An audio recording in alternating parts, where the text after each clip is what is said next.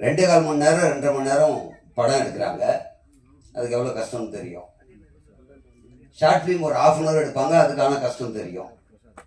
விளம்பர படம் ஒரு 30 செகண்ட் எடுப்பாங்க, அதுக்கான கஷ்டம் தெரியும்.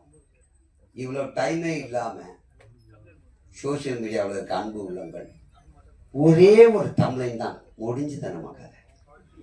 அதனால தம்ப்லைன்ல ஏதாவது போட்டு வெறும் வார்த்தையால் மட்டும் இந்த உலகத்தில் எதையும் மாற்ற முடியும்ன்றதை நிரூபித்த நீங்கள் தான் இந்த படத்தையும் கொண்டு போய் சேர்க்கணும்னு அன்போட வேண்டி கேட்டுக்கிறேன். ஏன்னா உங்களை நம்பி தான் இருக்குது. இன்னொன்று, இந்த படம் வந்து எனக்கு ரொம்ப முக்கியமான படம்.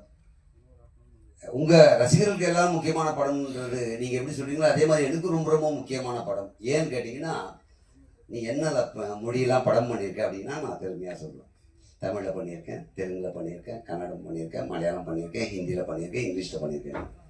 இந்த படத்தில் என்ன மொழி பேசணுன்னே தெரியலங்க. அப்படி ஒரு மொழியை கொடுத்து பேச விட்டாங்க. நம்பி பேசிட்டேன். ஏமா அடுத்தமா ஷோத்தமா ஹெபாச்சோமா எம்மோமா ஏதோ சொன்னாங்கன்னு பேசிட்டேன். அப்போ சந்தோஷமாக இருந்தது. டப்பிங் தேட்டரில் பேச வச்சாங்க பாருங்க.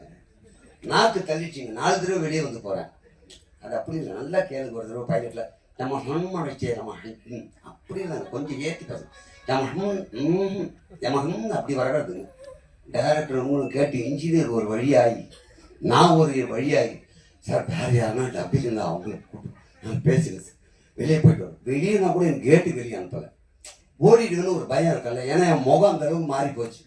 வெளியே போய்ட்டு டீ குடிச்சிட்டு ஹாட் வாட்டர்லாம் கொடுத்தாங்க, குடிச்சிட்டு திருப்பி வந்தேன்.